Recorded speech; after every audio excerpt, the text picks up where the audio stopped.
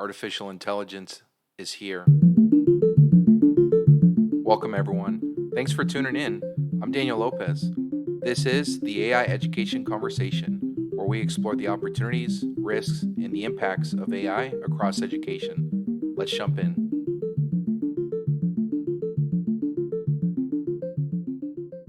What's up, everyone? With the summer season to hold conversations and strategize around AI, I continue to wonder how schools, districts, and universities will use AI this upcoming school year. How will AI usage and the potential for AI be different than it was last school year? In today's episode, really excited to chat with computer science and entrepreneurship student at the University of Pennsylvania, Aashika Vishwanath. Beyond her impressive knowledge of AI tools, Aashika shares her perspectives on the AI opportunity as a higher education student as she returns to UPenn in the coming weeks. Before we jump into my conversation with Aashika, let's jump into a few AI updates. First and foremost, Los Angeles Unified School District is implementing AI. They will be implementing an AI chatbot next school year called ED. Superintendent Alberto Carvalho announced an AI chatbot is intended to it is programmed to tell parents about their child's grades, test scores, and attendance. I like this use case. I think from my perspective, when I think about the size of a district like LA Unified Schools, I know I used to work in Houston ISD where we had about 45 high schools and a whole bunch more middle schools and elementary schools. Houston ISD was also a very diverse school district, as LAUSD is a larger school district and equally as diverse. I think having some AI chatbots, I can imagine, really programmed to communicate and talk to parents in this way. I can imagine how this type of use case provides potential to really be able to connect with the community, especially if there's different languages there and you may not have the staff on hand to be able to connect with folks in that community. It also allows folks to be able to connect with the chatbot and ask questions when they need it versus during school hours. And so I think the accessibility of a chatbot like ED and what LAUSD is planning to use overall feels like a really big win for the school district. I also think it works really well for LAUSD and feels like a really great use case because based on a lot of what we've learned recently around model drift, it feels like this particular use case avoids sharing subjective information. It avoids sharing information that is too far away from just basic facts around grades, test results, attendance, information about the school district, yet it takes that job off of somebody's plate. I think the other thing I really enjoy about this use case is it starts to get us away from this plagiarism convo, which I know is where so many school districts have spent a lot of time. But again, it really just continues to expand our thinking to showcase how school districts can use AI tools, not just within the classroom for academic means. You can also use it to support a lot of those administrative, those auxiliary services that are just as vital to bringing a school community to life. And AI clearly has the potential to be able to support with some of those pieces. An Iowa school system is using AI software to scan and vet books that potentially could be banned from school libraries. The move by the Mason City School Board is in response to a new state law which require books at schools to be age appropriate and without descriptions or visual depictions of a sex act. Some popular titles that they've already banned include The Color Purple, Know Why the Caged Bird Sings, and The Kite Runner. From my perspective, I think this brings up really interesting questions around censorship, as well as the political leanings of AI large language models. I know that a lot of these models, when they've done analyses of the political biases of some of these models that operate popular AI tools, oftentimes they find that they are left-leaning or kind of on the left. But I think overall, what this brings up for me is this really interesting question of to what extent should we actually be using AI to support us with subjective type regulating?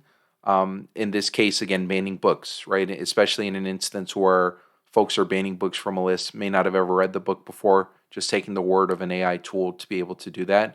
And there potentially could be a little bit more subjectivity in that decision versus something that for me feels a little bit more objective, which is when you're using it for, say, visual detection purposes or identification, such as in the use case of Zero Eyes, which we highlighted a few episodes ago, where when they're looking at the cameras and they have the AI models, they're looking for someone that has a gun, yes or no, right? There's a lot less subjectivity in that visual detection.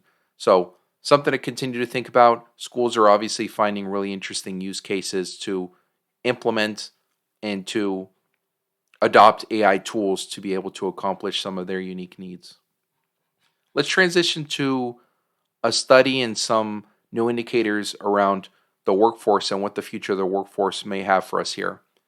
So prior to the November launch of ChatGPT, only 7.7% of LinkedIn users claimed that they had AI skills, but within the last 7 months, that number has almost doubled.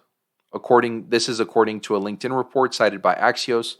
Over the past 5 years, head of AI positions among US LinkedIn members have surged by 264%. Some additional context here: compared to January, the frequency of terms like prompt engineering, prompt crafting, generative artificial intelligence in LinkedIn profiles has surged 15 times.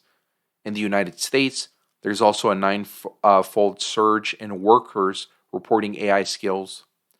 LinkedIn's chief economist, Corinne Kimborg, told Axios that the spike in profiles citing AI skills is largely a response to market demand, given a 21-fold increase in job postings mentioning AI. If we zoom out a little bit further here, recently IBM released a survey which highlighted that 40% of surveyed executives believe that their staff will require reskilling due to AI and automation adoption over the next few years here. And overall, that survey highlights that this could involve 1.4 billion individuals of the global workforce of 3.4 billion that are impacted in some way by AI tools. All of these insights here were reported by Insight AI. Overall, what I think this really continues to reiterate for me is that I think in particular for white-collar industries, we're going to see a pretty drastic change over the next few years in a lot of different industries around expectations for what their workforce is being asked to do related to AI, potentially to positions that are outsourced, positions that go away altogether, or positions that emerge because of these AI tools that now exist. We are still within the initial calendar year. From my perspective, I really consider January as the boom period, though I know that ChatGPT released in November. But if we really take the timeline here as like January, where it really started to pop off, to August, we're not even through a full calendar year yet of a lot of these tools that have been implemented, and they continue to evolve. They continue to be integrated into a lot of the products that we use. So as industries continue to really understand and create a vision for where they really think these AI tools do help their industries and give them a competitive edge versus where they don't, I think it's going to really become clearer for us around how we need to be preparing our young people for the workforce. I think in the short term, one of the best things we could all be doing is really exploring these AI tools, learning how to use them, really understanding their capabilities, understanding how to do prompts, right? Playing around with prompts, using a lot of different tools, and just familiarizing ourselves, because we never know within the context of our own roles if we may be called to use AI a little bit more than what we had to do last calendar year. All that to say, let's jump to my conversation with Aashika. Aashika has had extraordinary experiences leveraging AI to improve education through her work at UPenn and her YouTube channel, Acaidemy AI. Implementing AI into educational institutions is going to require work, and it's going to require planning. But many of the use cases that Aashika highlights show why the opportunity is worthwhile. Aashika is the first student we've ever had on the AI education conversation. She gets to hold that belt. Her insights as to how her peers, her campus community, are talking about AI, really helpful to dig into as we launch another school year here in the United States.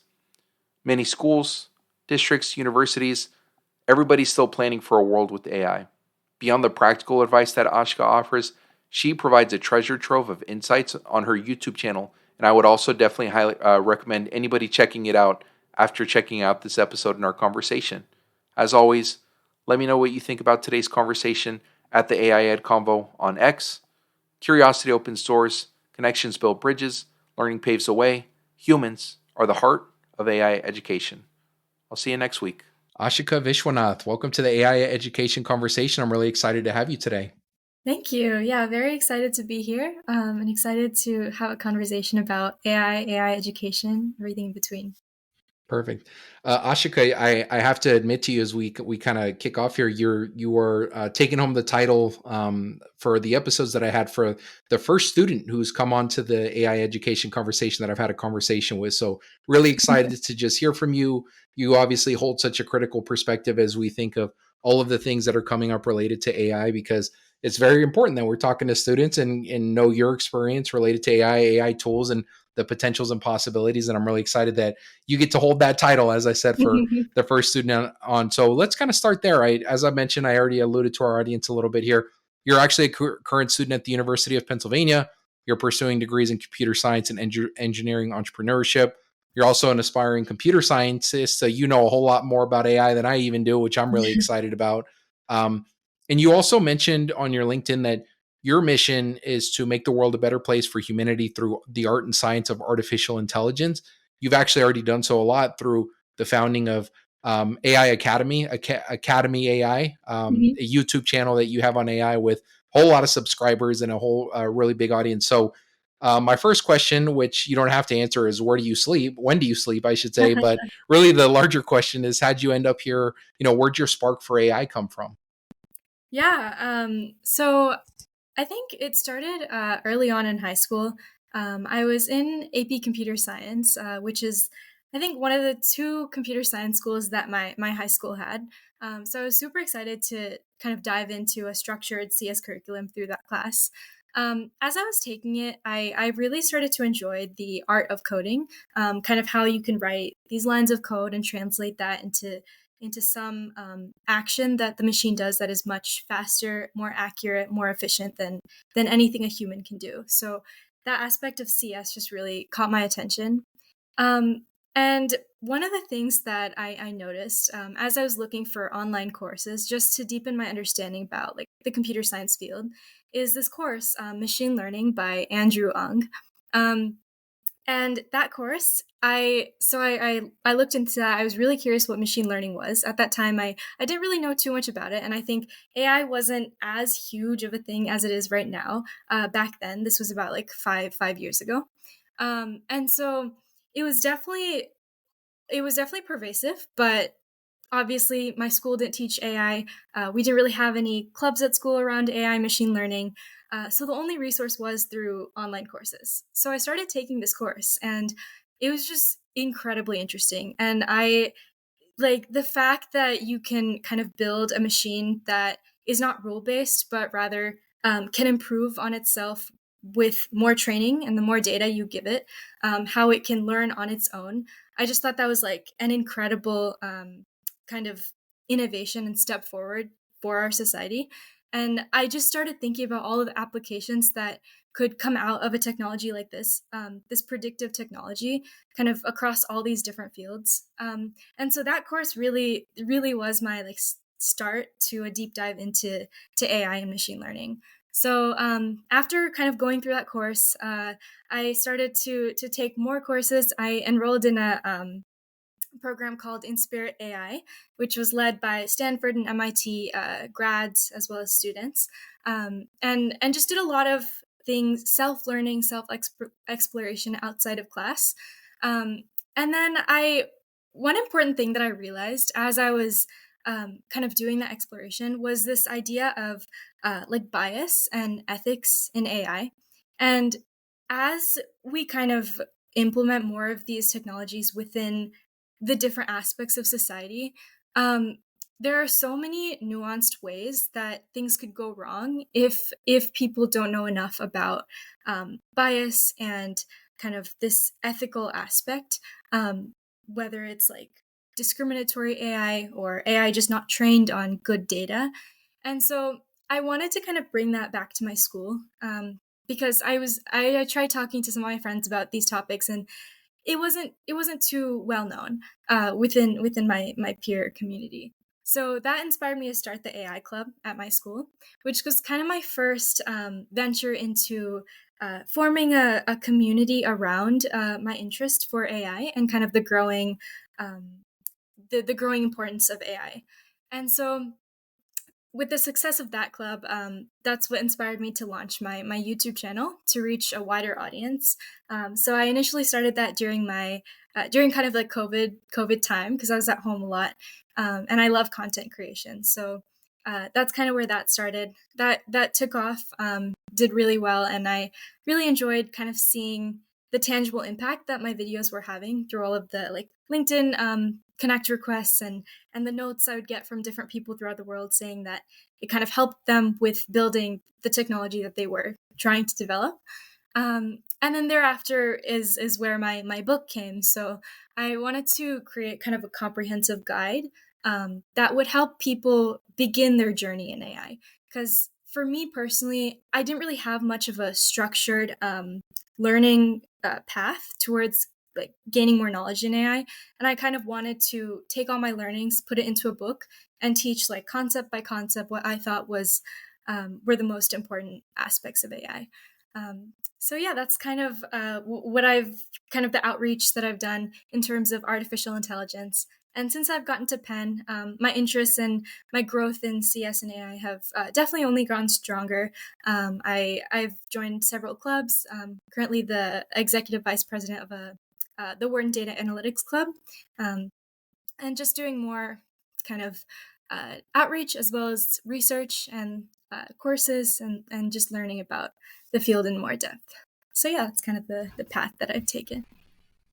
Wow, Ashika, you're doing so much, and I'm definitely curious to hear a little bit more about your book later on. But let's actually start with UPenn. I know that just in my own experience doing research in artificial intelligence and education, that Mhm. in some ways feels like it's one of the larger hubs we have in the United States around AI and education. I know Professor Ethan Malik, who has been really a thought leader in this field, also is at UPenn as well.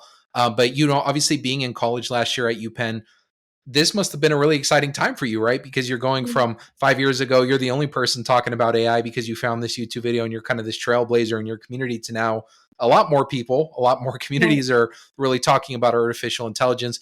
That being said, we also know that higher education institutions were, uh, from my perspective, they appeared to be like a lot of the educational institutions in the last 6 months that really ramped up their usage in AI, in particular with students. But that being said, I'm really just curious to hear your perspective. Outside of your CS class, which I would imagine is, the early adopters, if you're looking at the like broader UPenn community or just in the spaces that you are kind of navigating at UPenn, did you notice like a type of AI boom amongst your peers, amongst the university as a whole, kind of at the institution? Yeah. So I think kind of well, I would think the same. How kind of the CS courses are will be early adopters, but actually at my school it turns kind of the opposite. The CS classes that I was enrolled in throughout my freshman year had a strict like no like chat GPT or any generative AI technology to help us with anything.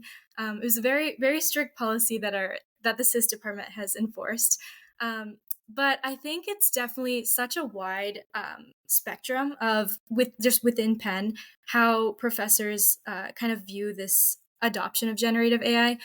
For example, the professor that you named, Ethan Malik, he actually like strongly recommends Wharton's. So he teaches a Wharton class, Wharton students to use AI. I think he even like in his syllabus he has a kind of a whole section dedicated to how students like must use like he requires ChatGPT to be used in his assignments.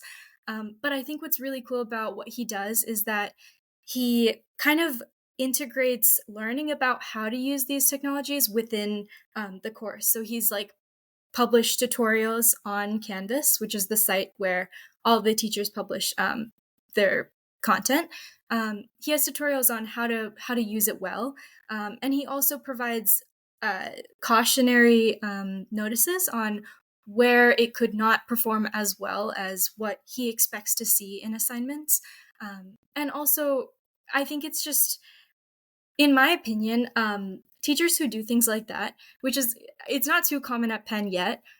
Most of the professors kind of uh, like not they don't allow students to use this technology. But I think the thing is, whether or not teachers allow it, students use it to some capacity or another, just because it's so prevalent and it's known to be just very helpful. So I think rather than trying to push this idea of we can't really use this technology, I think it's much more effective to take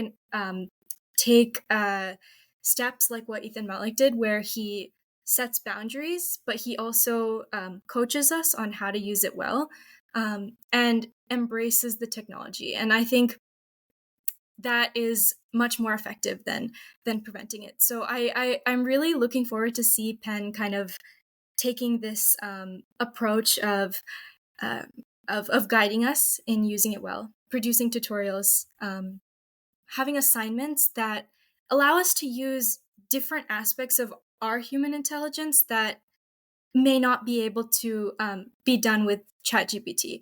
Obviously, it's very creative and all of those aspects, but I think there are still merits to what humans can do um, that cannot be done with the technology. And I think honing in on those aspects and kind of tailoring the assignments to um, accept that we will use GPT for some things, but also trying to find out what where our perspectives come in and where our emotions and our intelligence with the course comes in, is something that my school and other schools I feel like should really work towards.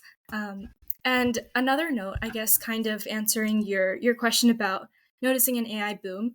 I think where I really notice it in my school is not really with respect to using the generative AI technology, because that's there, but more so with the number of AI courses that my school offers now, as in comparison to just even a couple years back. It's like an exponential growth, and I think that's just really it's really cool, and it's really helping us as students who are interested in learning about these technologies um, take a structured approach with professors who have experience. For example, we have like big data analytics, we have natural language processing courses, text analytics, machine learning, AI, obviously, and the AI concentration that we're allowed to kind of hone in on is also helping.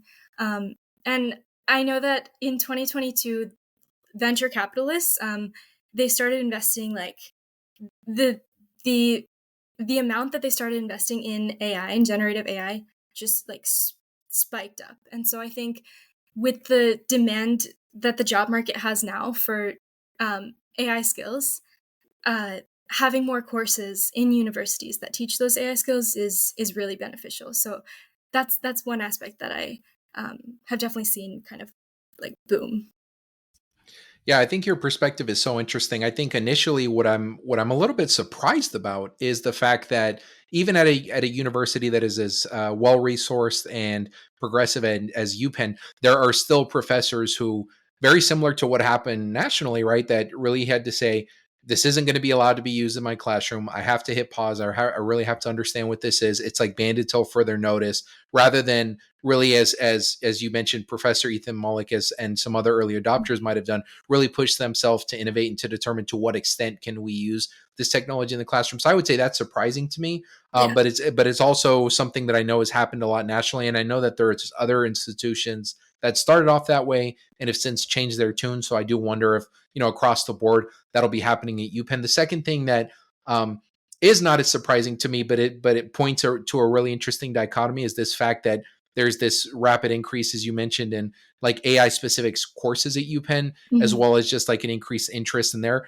I think what I get concerned about, and I think what you said earlier really resonates with me, because it points to, I think, a larger point that I would also align with you on, which is like having a bunch of AI courses that teach you a bunch of technical skills, I think is really great. But I Mhm. also think if institutions feel like you can take all of your quote unquote like AI skills, knowledge, etc., and just put them in like 5 courses at your institution and like check Mhm. off the box that you're doing it, I think there's a missed opportunity to integrate this technology across like the broader set of courses, right? And the broader set of experiences that students are taking. Because I think, as you were saying earlier, AI is revolutionary technology, which can, and it really flipped the way that students are learning, not just in technology or computer science classes, but in every classroom, right? It Right. is going to take some work for non tech savvy folks, or folks who are not initially really Mhm. receptive to this technology, to learn how to integrate it. But at least at the moment, from my perspective, it feels like the trade off is worth it in this particular case. Um, that being said, I'm curious to hear just a little bit more of, like, maybe, over the last like 6 to 7 months, like, you're obviously somebody coming in, you already kind of know the roadmap, right? For a lot of Mhm. folks who, like, where they're starting now and where they might be a year from now in terms of just their mindset, the way that they're learning technology, maybe the things that they're going to be initially the most receptive to compared to now.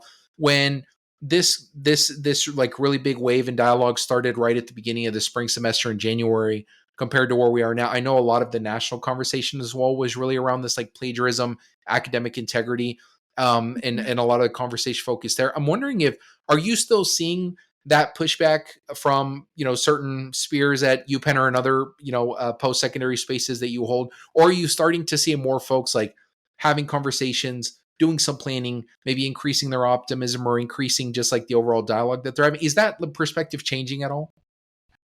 So, just to understand your question, are you talking about kind of the perspective of like plagiarism, like not being as a big of a thing anymore, or? Yeah, let me clarify my question. So I know that in January, Mhm. it seemed like, as we were talking about AI, most of the like mainstream dialogue related to this was a lot of schools and institutions banning school tools like ChatGPT because of Yeah. plagiarism concerns, because of academic Right. integrity concerns. And then essentially it really just came out as like, well, these tools are not allowed to be used in class because of plagiarism. And it kind of like died there, right? And then we have very progressive professors such as Ethan Mullick or others who really took a step Right. further to like understand the technology, try to find ways to innovate within the class. But I'm wondering, that was a perspective in January. And I know Right. that throughout the semester it kind of continued in certain ways, but I know that the technology hasn't gone away. So that being said, given, we're in August, we're about to start a new school year. Some students have already started a new school year. Right. I'm wondering if the tune from some of those professors or from the institution as a whole might have changed a little bit, where some professors are now willing, who initially said, hey, we're not using this at all in their classroom. We're saying it like, hey, I have this one assignment where we're going to try it in the classroom. And if the tune has just changed at all, and if you've maybe seen a little bit of a vibe change anywhere there.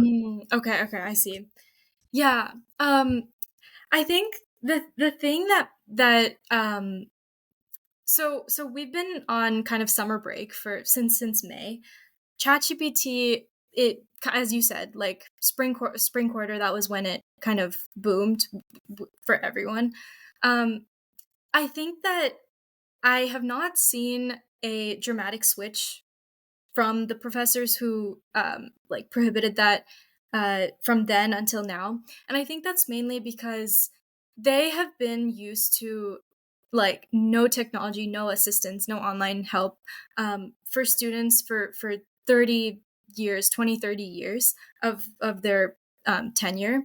And I think having just a couple months to adjust to this whole new environment where ChatGPT is so common and it's inevitable that people are using it is just a pretty like drastic switch. And I think that's why I personally have not seen it within my professors.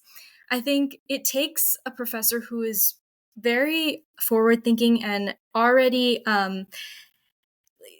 using the technology himself or herself to be able to kind of embrace this that with that quick of a turnaround from not having allowed that before. Um, for example, I know some Wharton professors. It could be easier for them to accept this change rather than the people in this CS department, just because ChatGPT is a technology itself, and they're teaching us how to build these technologies. And so they don't want us to kind of use technology to write the technology that they want us to write ourselves. Whereas Wharton, I feel like, is much more interdisciplinary, and there's a lot of ways that humans can use their knowledge from the courses, but have this technology supplement in some ways. Rather than writing code for them, it could help them with some portions of their financial analysis or guiding a startup pitch or something like that. I think ChatGPT still does give answers, even for business students or for psychology students or whoever. Um, but I think since I have most experience in the CS department and they still haven't changed, I think that could be why. But I do hope that next year I am able to see more professors embrace this technology. School starts in about 2 weeks, so um, that's when I'll really be able to see kind of this during the fall semester how it's changed. And I think it could go either way. It could be where still the classes that I'm taking we're still not allowed to use it, which I think is not. I feel like there could be a different way, as I mentioned before. But it could also be where there, as you said, there are certain assignments that they allow us to try it on, and they kind of guide us through how we should use it properly and how we can really use it to help us rather than just give us the answers. So yeah, I guess I'll have to wait and see. But that's something I'm excited for. I'm excited to see how Penn transitions. I still have 3 more years here, so well, it'll be interesting to kind of see this the switch towards embracing these technologies after so many years of not. Yeah, totally. And again, we can acknowledge as well, UPenn is obviously a school that has tens of thousands of students, tons of different professors and Right. resources. So, the spectrum across the board is going to be very nuanced and complex. But I will say that your broader observation around the way that it has evolved since then, I would say is like very true, even on the like K to 12 public education side of this as well. I've really seen that Mhm. very similar to what you've described it on the higher ed set.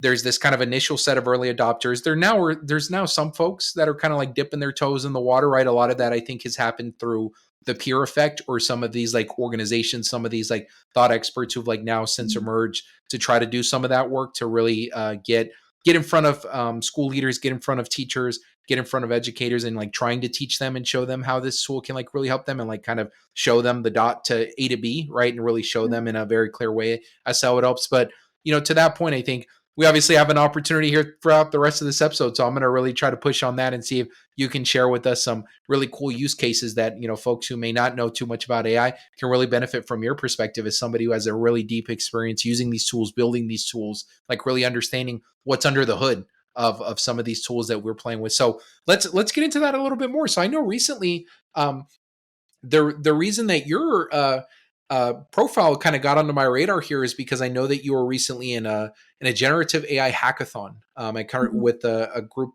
folks on your team here at Carnegie Mellon. You all had successfully generated kind of like a generative AI called Chat TA. I'd love to hear a little bit more about this competition. What is Chat TA and what problem does it solve? Help folks understand how this AI is like solving a problem. Right, yeah. So I guess I can start with what the competition is. So yeah, as you said, it's Carnegie Mellon University's Generative AI Innovation Incubator Hackathon. So there were 3 tracks. The one I participated in with my team is the Education and Future of Work track. And so one thing that we noticed is that uh, when you look at courses, expensive courses like the ones offered in these universities, they're about 5,000 to 7,000 bucks per course. But when you invest that kind of money, what you get in return is this quality education with personalized support. So we enjoy a teacher to student TA to student ratio of about 1 to 10 or 1 to 5, which is really helpful because when you're learning these difficult concepts, having someone to ask and clarify with immediate feedback is very instrumental in our learning journey, and we attest to that as we're students and TAs in our own universities. But we noticed how there are counterparts lower of a lower expense to these courses online. If we look at Coursera or edX, we see very similar courses, but lower cost for people who can't afford education in the more expensive ways. But those people either have no access to TAs or the ratio is like 1 to 400 or something like that. And that is honestly, it's pretty hard to learn that way when you're just kind of on your own and you're just thrown into something that is harder to understand, and you don't have support. And so we know that a lot of people can't afford. We know that TA's time is really valuable. You can't really manage 400 students being a single TA, and there are a lot of problems associated with kind of this instability in support for a lot of students out there. And so this is so, but we also recognize that this problem has been attempted to be solved using AI solutions. So there's Jill Watson, developed by Georgia Tech, and they developed an AI TA. Except Jill Watson's was very rule based, and so you kind of didn't have answers to complex queries that go beyond the scope of exactly what it was trained on, which is not very helpful because students have a variety of questions. And then we have solutions like GPT-4, ChatGPT. But those, as you might know, you can't really ask it about slide 23 on lecture 10 because it just has no idea what that means, right? So it's not trained on a specific knowledge base. It's not trained on the course you are taking. And then we have solutions like Conmigo, which is Khan Academy's kind of AI TA. But that solution doesn't have this aspect of continuous improvement. You kind of train it once, and then a human uses it, but you can't really provide any feedback to the model. And so this is where our solution, ChatTA, comes into play. ChatTA is an in-house LLM-based TA backed by information retrieval on a vector database for prompt engineering, a fine-tuned Llama 2 with question and answer data, and reinforcement learning with human feedback to improve the reward model and keep humans in the loop. So that's kind of the one-line summary. And if you'd like, I can kind of go into a bit about how we kind of developed this at a high level, and as well as kind of touching on how it solves the aspects that previous solutions weren't able to. Yeah, let's jump into that because I think you used a whole lot of technical Yeah. CS words there, and I want to make sure that we're all on the same page of what that means. So first, I want to just mention you mentioned it's an LLM. So just for like everyone who's listening to this, right? LLM, large language model. It's essentially kind of like the model that is like the back end of these like AI that they're trained on, and sometimes that could be like directly connected to an internet or like or sometimes it could be connected to like some type of data set, right, or information set. Am I describing that correctly, Aashika? I mean, you're going to know better than I am. Yeah, no, that was good. So it's basically like GPT-4 is an LLM. So it's basically a model that can be trained on text data and that Mhm. can generate text on its own. So that's the crux of LLMs. And so yeah, I can definitely go into kind of break down what I said. So for our pipeline, we basically collected instructional materials from courses to build a database. And so this is where the knowledge base comes in, where we have a TA that is trained on for a specific course, or in our case, 2 courses. So we had an intro course and a high-level CS course, both from CMU.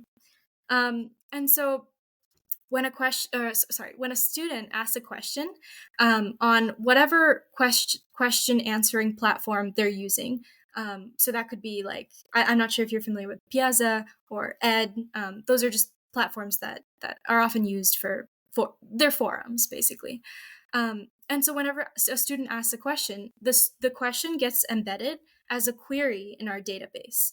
And so embedded is basically, it becomes to a vector form. So you take human text and translate it into numerical form as a vector. And so we retrieve the most relevant document to augment our prompt. Augment our prompt is basically like, so for example, if we're asking what is the capital of France, the student is asking that question, but we have a course, and in that course, the capital of France happens to be Rome, for example. Okay, which a model would not be able to answer without having information based on that specific course, where the answer is different than it might be different than what it is outside. So that's the purpose of having a knowledge base, is to have the answer be from the exact source that the student wants. So when we have that capital France is Rome from the knowledge base, it's going to take that document and use I don't know how technical to get here, but it uses like cosine similarity to say that this question that we asked is most similar to this aspect of the document that says the capital of France is Rome. And so we take that, embed it before our prompt as a vector. And so now we send the prompt augmented query to the model. So now we're not just sending what is the capital of France, but we're also sending this idea of the capital of France is Rome before the prompt on the back end. And so that's how we're integrating the knowledge base. So I'll stop there for now. Yeah. Does that first part? Yeah, Does I that? think so. If I'm understanding correctly, a difference between the tool that you have developed versus, again, some of these larger models. So right now, some of the most popular models out there that exist, they're directly connected to the internet, right? And so to the initial point that you made, if I'm a student taking a course anywhere, whether it's an online course on a Coursera or an in-person course at a UPenn, right? Often there's going to be very specific contextual knowledge from that course, from specific slides, specific terms, specific statements that are being made. Right. And if a model is being trained on the broader internet, it's not going to have this like very nuanced context based on this data set that we have from a model that was directly created for this particular course or the set of courses that a student can ask, right? So if they're like, hey, and Mr. Lopez's lecture on this day, he was bringing up this concept, can you explain it to me like I'm a 5-year-old, right? And then it's able to do that because it has that very specific data set. Just to get dip my toe in this technical a little bit here, I could also understand how your model might actually solve a problem that I've been hearing a little bit about recently, which is this idea of drift. I've heard a little bit about recently in a lot of articles how models such as GPT-4, a lot of folks are typing things into Chat GPT and noticing some of the like analysis abilities that it had compared to a few months ago is like actually not as good as it used to be. And then I recently saw that some folks believe that that is because of something called model drift. My understanding of what that means is essentially that over time, when you are training your model in a certain way, but there's so much information because you're taking something as complicated and overwhelming as the internet in it, it is the model essentially may not be able to keep up with the information source. And as a result, like it can lead to like it giving bad information. And so I can imagine like in a very static course, like with the model that you have, like we're designing a very specific model for this very specific course, for this very specific mission, how something like that could actually solve a very big problem for students, which is to reduce the caseload, right? Of like students who Exactly. get a little bit more personalized help. They're able to ask some questions, and you know that they're going to get a right answer because there is a finite source of information, and likely there's like a finite set of questions that they're going to have, right? Likely they're not going to be asking some of these out there, far out there questions that cause some of these other general models to hallucinate because it's likely going to be related to this like very clear finite set of information. So am I like breaking that down pretty accurately? Yeah, that's pretty accurate. One thing I will add is that for GPT and things, they aren't directly connected to the internet. That's usually done through APIs, which is why GPT data is cut off 2021.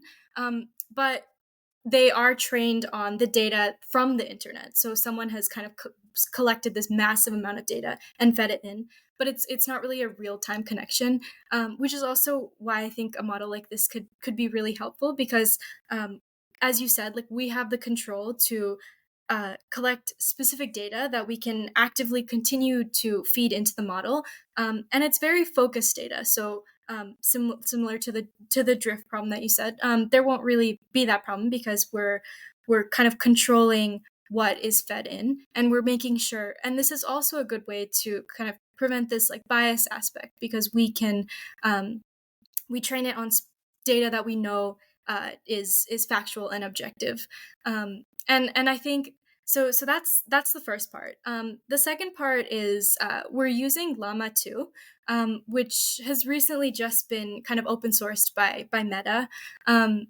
And this is a state-of-the-art model. It's an open source model that you can host on your own server.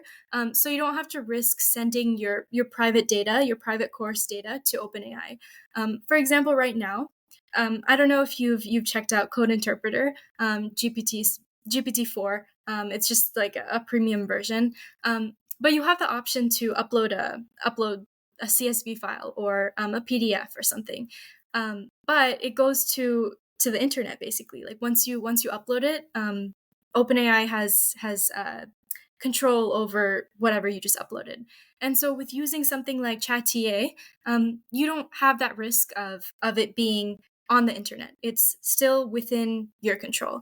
And so we kind of fine-tuned that pre-trained llama model with question and answer data we collected. So basically we have a slew of QA pairs. TA says, or sorry, student asks a question, a TA answer. Student asks another question, a TA answers. We have 10K pairs of these. We fed it into the Llama 2 model in order to make it more attuned to how the teacher and student interaction will look like, whether it's like how long the TA answer should be, what tone it should be, what style, because all of these things are things that can really impact a student's learning. If they're really used to kind of one way of getting responses, or if they have a particular TA who's been very helpful, or a style of teaching, this model can replicate that using the fine-tuned Llama 2. So that's where that really helps, and I think it's pretty important that a student isn't subject to vastly different teaching styles or speaking text styles. And then the last component of our model is this idea of reinforcement learning with human feedback. So this is where we keep humans in the loop. And I think this is the term humans in the loop is very common nowadays, how a lot of technologies just want this component integrated. Because as we go on to generative AI, machines learning on their own, becoming more intelligent, we still want a way for humans to have control over the models, and reinforcement learning is a wonderful way to do that. So basically, we have options for students to provide feedback to the model, whether they liked it, they liked the teaching style, they didn't like it, they want to provide some feedback. On the TA side, we have 3 buttons at the bottom of our interface for accept, reject, or edit. So the TA can accept the answer that the model gave if it was right, reject it, or add some edits. And then we send that back to the back end, which helps the model improve. So did that kind of clarify a little more in depth about the 3 kind of components of our solution? Yeah, it did. And I mean, I think to your last point about the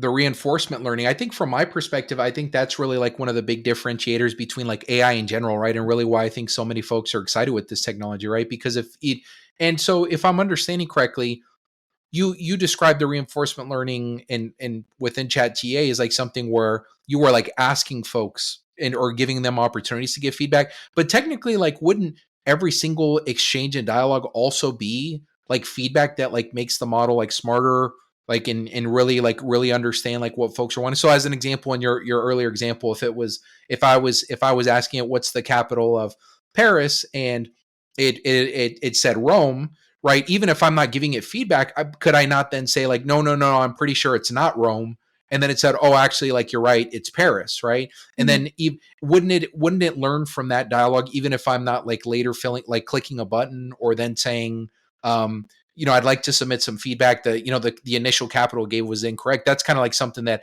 artificial intelligence is able to do, right? It's like with every single prompt exchange that it has with somebody, it's taking those and then like it's fine tuning its answers, and it's in the way that it's communicating answers based on the exchanges it's having. Is that correct? Even with your model as well?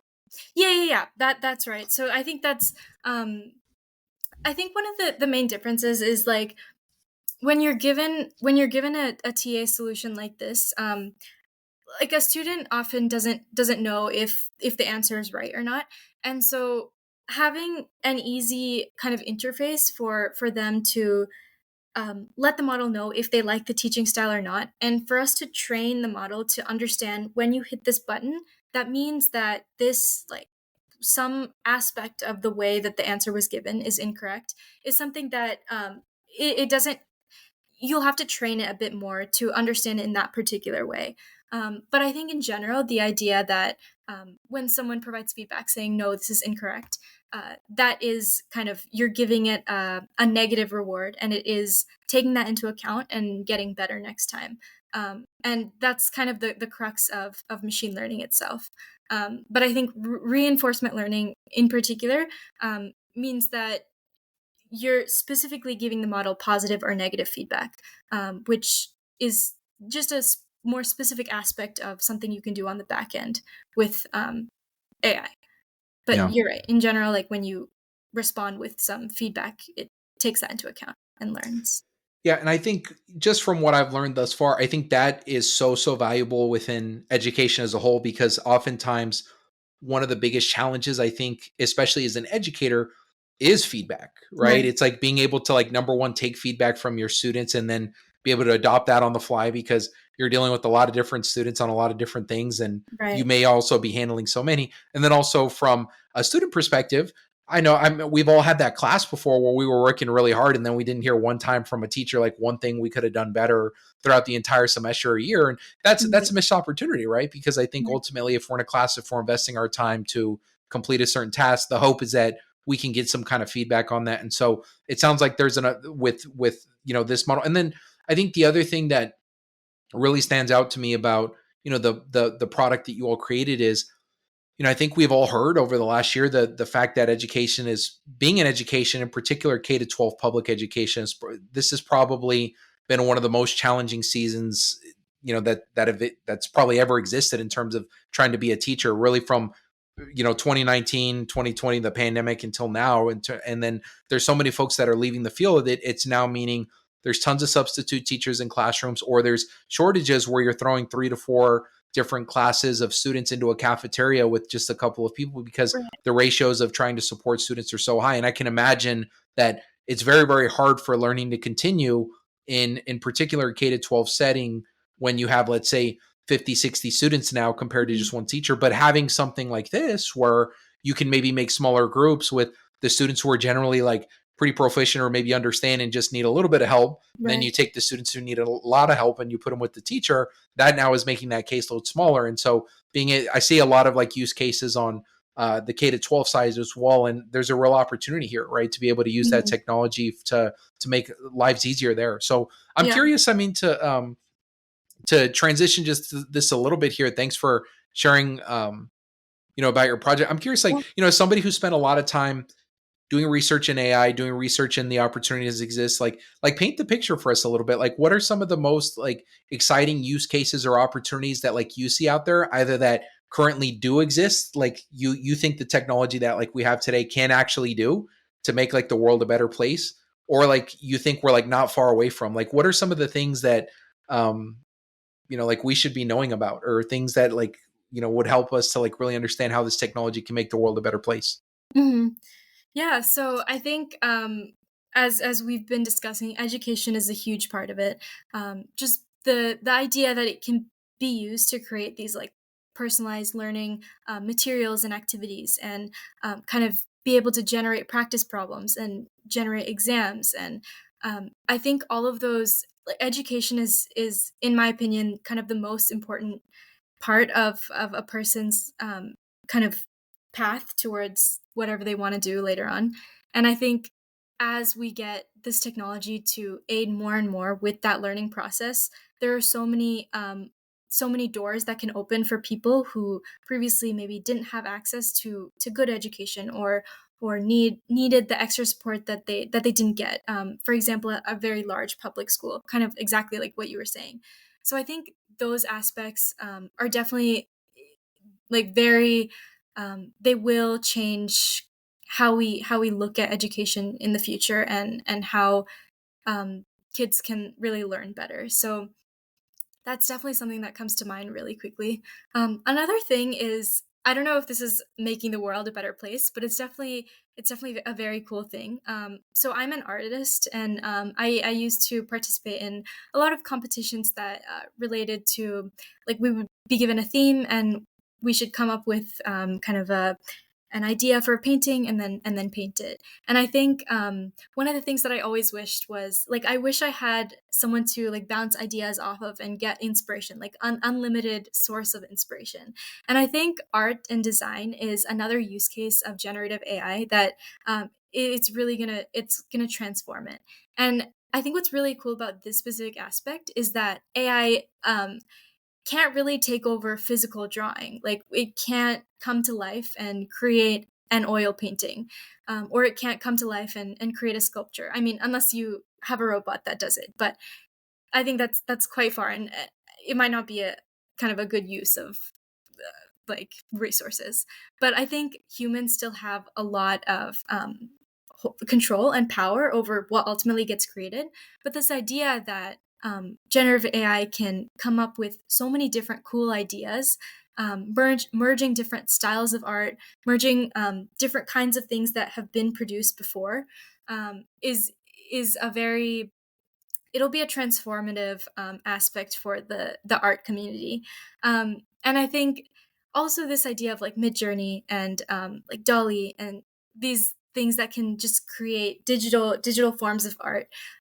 Now we have so much access to um, things that we don't have to pay like royalty for. Previously, we could use like Creative Commons or other things like that, but they would often be lower quality images. So this kind of expands the area of like social media and kind of media generation. um, how we can produce these images that cater to our exact needs and kind of attract the attention of specific audiences. I think it already is super cool, and I think that'll only grow the use of these art generation technologies. um, and then the other thing that comes to mind is customer service. So this is also where I think potentially some jobs could be displaced, which has its pros and cons. So customer service, there are so many bots nowadays that can, especially with generative AI and how well it can answer and simulate a human's kind of mode of speaking. Um, and it's trained on so much data. So you can train it on your entire company's history and your website, all the queries that have come in the past, and the model can kind of, and it reduces time of human training, or it takes away the aspect of human emotion, um, which I know affects a lot of customer service people because sometimes they're quite angry customers. So I think this is another field that is definitely getting impacted, and it'll only grow from here. It's hard to say what the job landscape will look like because of this. It could be a takeover, but I think there is still always a place for humans, and there will be this idea of like upskilling where humans will find what they need to improve on in order to use this as a help rather than a replacement. But so yeah, I think these are three of the use cases that I feel like are pretty cool, and it'll definitely become more pervasive in society. And Yeah. and sorry, yeah, Oh no, one go more ahead. note about this. So in terms of opportunities, I think apart from all of these use cases, one of the biggest things that I feel like will come up, and it's already starting to, is are companies and startups that are related to um, ensuring trustworthiness of this AI technology. So, like, with this kind of influx of generative AI components in all these different companies, there's an increasing need for specific people to focus on making sure the data and the models built are unbiased. This has always been a problem, but I think especially now with this privacy concern and this idea of it potentially taking over or it being really discriminatory. More and more companies, I feel like, are going to focus on fairness and trustworthiness, and really ensuring responsible AI and helping tech companies who are using generative AI use it correctly. I think that's a huge opportunity that will start to emerge more and more.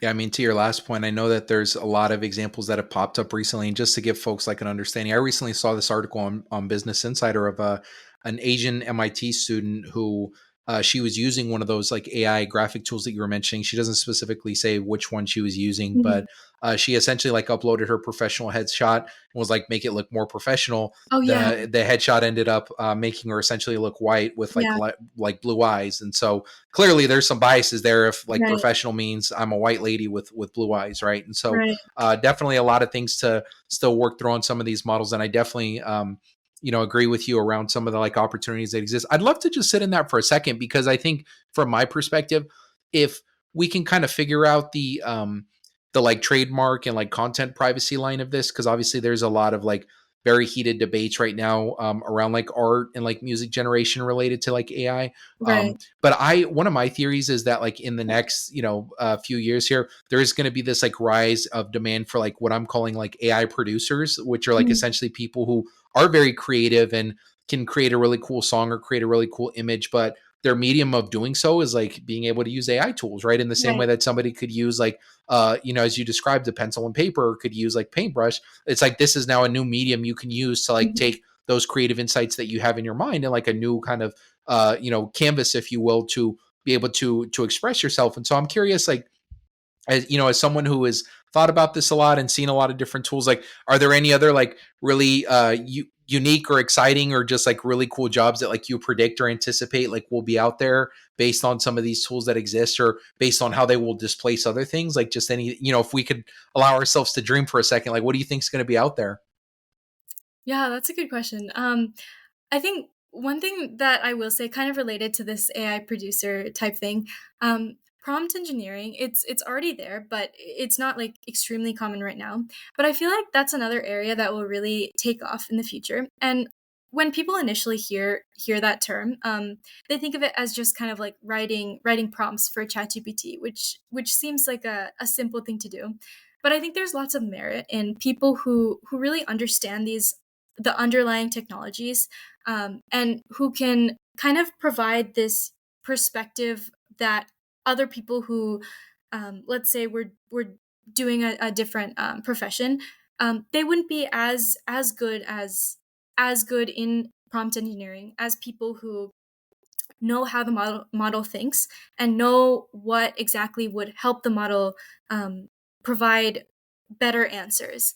Um, and I think that goes with what you're saying with the AI producers. Like, having people who are experienced in art already, they can really kind of tailor their questions and the art that they produce using technology in a much better way than someone who hasn't had art experience before. So I think, um, like, in that regard, I feel like there might be other things, jobs that appear like prompt engineering, which require specific professionals in a focused career, to do those jobs using the technology. Whether that's something related to medicine, if someone who has always been in medicine, if they find an application to develop some robotic surgeon that does something specific that it's not already doing now, even if they don't have the knowledge to actually go about building that, I think not really consulting, but there's definitely a huge opportunity and demand for really experienced surgeons to go into that area of development and kind of manage what gets developed. Um, and so I think that aspect of, we have a group of developers and we have someone who has all their life done this specific job, and now specifically for generative AI technology, we have these experienced people going and leading these projects for something that they know that they will use. And not everyone knows that that's such a pressing need. So something like that could be interesting. I don't know if there's too much of that going on right now because people are kind of sticking to what they've always done, but it could be cool to see how that transitions later on. If we'll see kind of a drift of some of these like masters in niche areas pivot to helping technology be made to then go back to their career and use those technologies. Could be Yeah, something interesting. what you're saying resonates so much. I recently attended this student-led AI X education conference that was on a lot of different topics, and one of the keynotes was, I believe it was Stephen, not Conrad Wolfram, and he had talked about like how really the emergence of AI, really what it shows like society is that we these tools are like really great, but nothing is as critical as like computational thinking, right? Like as a Mhm. society, we have to like make sure that we are still like learning how to think, and we're learning, right? We're continuing Mhm. this journey of learning because to your point, what as technology continues to advance, we had like very complex ways to like develop code, HTML, Mhm. all those things, and then you had like new coding languages which made it easier and easier to do, right? The intention behind those languages was not that you have expert in those languages, and that being good at understanding the language was the intention, right? It's like, yeah, it's important to know Python, but Mhm. really it's important to know Python so that you can use it to create products to solve problems in the world, right? Right. And the nice thing about AI technology is the barrier to entry to be able to use some of these generative AI models is easier than it's ever been when we Right. think of like these like technical products that have existed out there, right? And to your point, if Pablo Picasso was alive today, right, Mhm. he may not yet understand how to use Chat GPT, but Right. he understands art very well. And if you teach him, hey, all you have to do is type a sentence of what you want, right, and then now he's taking his 30, 40 years of experience in the Exactly. field, all of the contextual knowledge, the way he's going to have a very significant advantage. So to Yeah. your point, it doesn't reduce the advantage that current pen to paper artists have over non pen to paper. There's a little bit of a learning curve as there is throughout life on anything, right? Yeah. But once you learn it, the advantage is you now can create masterpieces. You can create content in a much faster pace than you Mhm. even could before, because now instead of doing the physical painting, you may not have to do it, right? And there's still potentially still going to be a need for that. But I love your point around it as a society. If you think that the world's going to be changing because of AI, you're right. But what's still going to be in tune and in fashion is you got to learn, right? You got to Yeah. be able to think. You got to be able to draw from a lot of different philosophies, perspectives, and disciplines. Mhm. And the more you do that, the more it is going to help you be use these tools to their full advantage. Because what the drawback of not being able to do that is you type a sentence around something you want, it gives you something, and in the back of your mind it's like, this isn't what I want, but you don't know how to articulate Right. how to ask it to give you what you want. And the only way you can do that is if you learn, right? And if you have the Exactly. context to do that, right? And that's, I think, one of the benefits of this. And that's also why um, I'm so excited for teachers who allow their students to use these tools in the classroom, because clearly that process, even though it may be like less words than writing an essay, is Mhm. very difficult, right? Because if Right. you're typing something instantly and you're like, well, can you please give me an analysis on why the Roman Empire fell? Yeah, you can say it like that, but then you're like, oh, but this isn't the argument I wanted, or it's Exactly. avoiding this. If you don't know how to say those things, it's going to be subpar. And Exactly. that is learning. That still requires thought and intellect. It requires you to do all of those things you're going to do in other fields. And so I just appreciate that argument so much, because again, we as a society, we need to be lifelong learners. We need to continue Exactly. learning. We need to continue exchanging thoughts. We need to continue learning about a lot of disciplines. This is a tool to help us advance society, but it's not the tool to the end all tool, right? Exactly. And if I can just add one quick note about that, I know that there's a university in Hong Kong. I think it is the University of Hong Kong. Yeah. Um, they uh, they very much allow the use of ChatGPT and things within the classroom. And what they say is kind of this idea of the first time a student asks ChatGPT to write an essay, it's about like a mediocre C minus essay. But when they use their knowledge from the course to augment this prompt and are able to structure what exactly they want, to fill in the gaps in for what they need for this essay, the model is able to perform much better. And so I think there's a lot of merit to students who deeply understand what they're learning and use this as a means to save time. Basically, they need to, they still have so much of, they provide so much of value in creating that answer. And so transitioning from that C minus essay to an A plus essay, you need that like course knowledge, and you need a deep understanding of what you're learning. And I think there's so many ways that humans with expertise in all different kinds of fields can then use AI to transition from their version of a C minus essay to an A plus essay. So we've spent a little bit of time dreaming together and talking about a lot of the exciting use cases of AI. I'm wondering, I know that you mentioned bias as something that you're worried about. I'm curious though, if you think about the technology as a whole, you think about how fast it's being implemented in society by these big tech companies. What are you worried about? Are you worried that one day in the very near future these AI bots are going to take over and we're going to have a human versus Skynet scenario? And the machines are going to rule us. Does that not concern you? Like, what is your biggest concern, or some of the things that you're thinking about as it relates to the risk of implementing artificial intelligence into our world? Yeah, so I think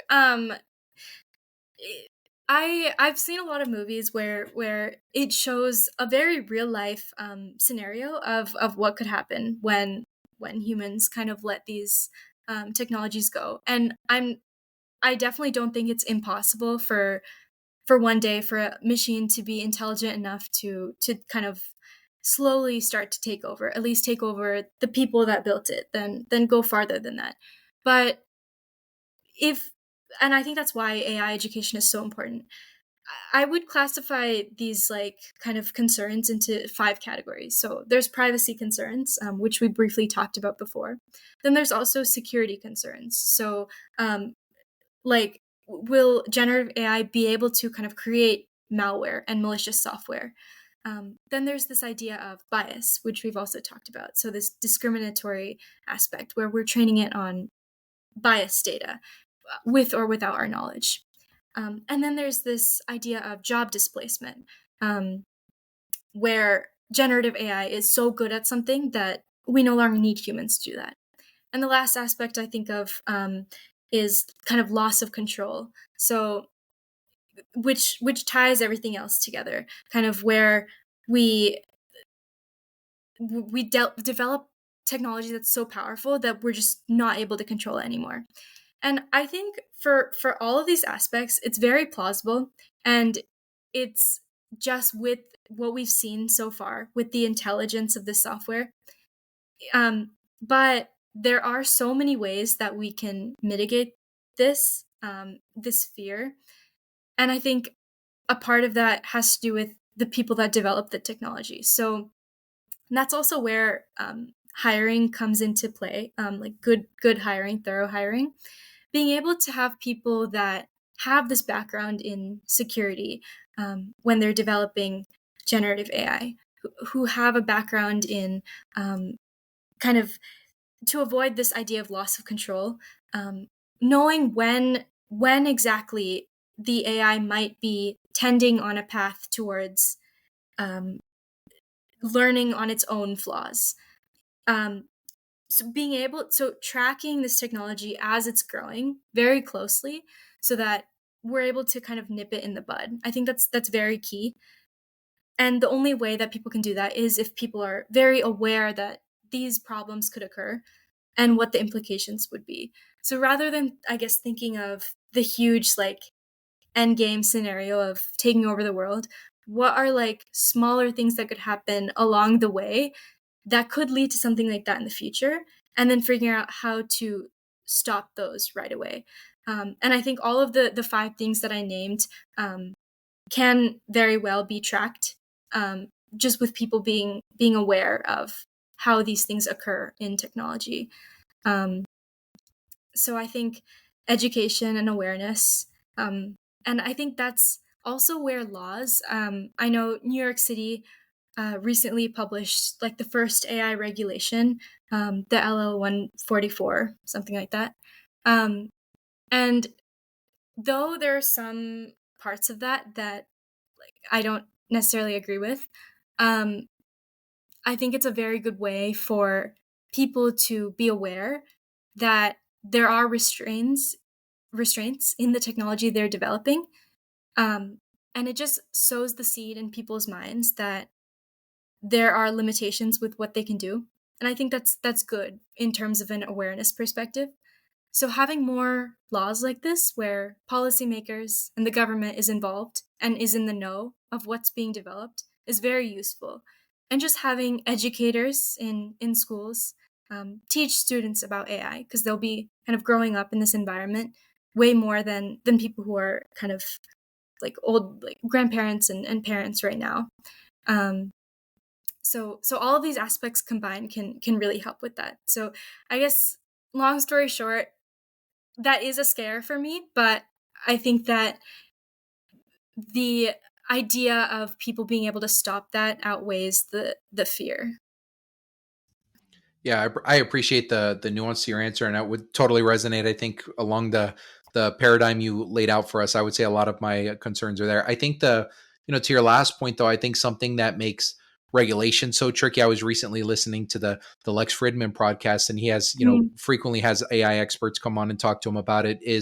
Um, and we don't have to go too far down this road because I'm definitely not equipped to like totally handle the conversation. But it was something he said that was interesting, which is regulation can be tricky when certain countries are doing it right within the context of like their borders, and it's potentially like stifling technological innovation where like we're able to develop ours, but then other countries aren't doing it, right? And they're kind of saying like it's free reign to like be able to develop the tools in the way that you see fit, and then potentially brings geopolitical political implications to who has the most sophisticated AI technology, how it creates advantages for their country relative to like other countries. And so it's tricky. I don't have like clear answers for it, but I think it just makes for a very tricky landscape right now yeah, for countries, for governments, for organizations who are kind of like trying to figure out to what extent they want to use this technology. right. Totally. um what advice would you offer folks who are just starting their AI journey? You've been in this field, in this mission for a while. What have you learned, and like, what would you offer as step one, or some of those initial steps that folks could take? Yeah, so I think a lot of it stems from just curiosity.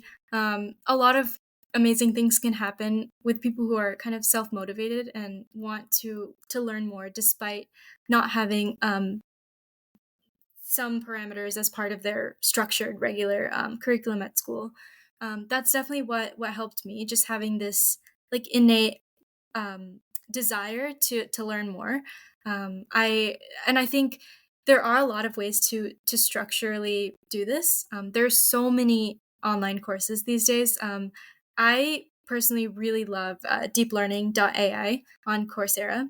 Um, Andrew Ung, the guy I mentioned at the beginning of the podcast, is the one that leads that, and he always invites these really experienced and seasoned CS, AI, NLP developers and researchers to his channel, or not his channel, to the course to teach particular topics. So that I would say is definitely a very good first step for a lot of people who are interested in learning about AI. It's easy to understand. It's structured, but other than that, some unstructured stuff. There's always Kaggle, which is just a website where they have a bunch of data sets. So playing around with those data sets, building your own models, doing the Kaggle competitions, or doing hackathons such as this CMU one. I No one really told me about this. I just kind of searched up online generative AI hackathons, and this came up, and it sounded really interesting, especially the education future of work track. So just literally just going for it is always helpful. There's nothing wrong with not winning a hackathon or not winning a competition. I think what's more valuable is kind of the learnings that you get from it and the experience that you can then bring to future opportunities.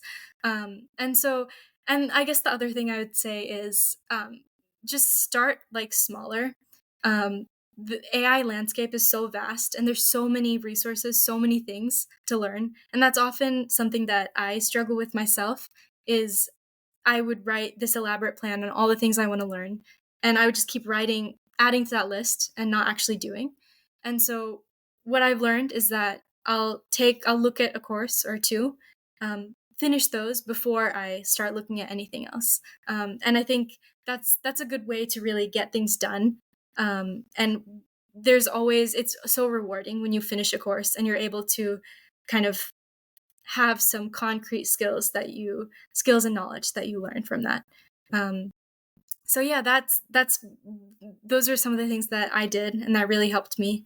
But there are a lot of ways to learn more about AI. YouTube channels. I guess a little plug about my YouTube channel. I do kind of like smaller videos and also interviews with pioneers in this field. So that's also a good way to learn more. But yeah. Excellent. That was going to be, in addition to the great advice you just offered, that was going to be the advice that I also offer, is to make sure that they're checking out your YouTube channel. Tons of great resources there. Just as a quick plug, let's actually sit in that just for a quick moment here.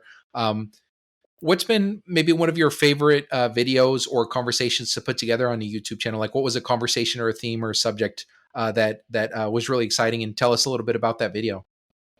Yeah. So, um, my most popular video is on speech recognition.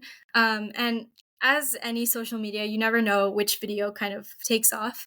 But I would say that video was enjoyable to make. I did like a different kind of intro for that video where I kind of spoke to Siri and kind of broke down how it was working and what it was kind of doing. So, and I went in depth in that video, used animations. I did a lot of research, and so I think overall that was pretty enjoyable to make. And having just some variation within that video in specific was nice. So I think that was one of my favorite videos. Other than that, I actually did an interview for my channel today. It hasn't been published yet, but I had a really good conversation today with, it actually kind of has to do with some of the topics that we've been talking about, this idea of like trustworthiness and um, uh, unbiased models and things. And so it was a good learning experience for me. And that's one of the things I really like about making videos for my channel is I learn a lot from the people I talk to, and kind of getting their advice and insights, and their journey. And yeah, as I said in the beginning, it's always so gratifying to be able to hear from my viewers some of the things that they learned and the ways that it helps them actually build and deploy some technology. I heard that quite a few times for the speech recognition video in specific. So yeah, that was a good video, and then the interview today was a nice conversation I had for the channel. Well, yeah, I'm definitely gonna have to check out that video, and you better believe I'm gonna be linking your YouTube channel to this episode, so that folks who are interested in really doing a deep dive into AI and learning more about it, you don't have to go Google search and resources. We got Aashika's channel right here for you to be able to check out and to check some videos out on. And so, Aashika, thank you so much for your time today. I feel like we learned so much from your perspectives. Really looking forward to just following your journey at UPenn and like all the amazing things you do after that. So thanks so much for joining the conversation today. Thank you. Thank you so much for having me. It was amazing speaking with you, and kind of getting to talk through all these different topics. So thank you again, and looking forward to staying in touch. Thanks for listening to the AI Education Conversation. Give a follow, rate, and review wherever you listen. For all show notes and to share your thoughts on today's episode, check out the AI Ed Convo on Twitter. See you next time.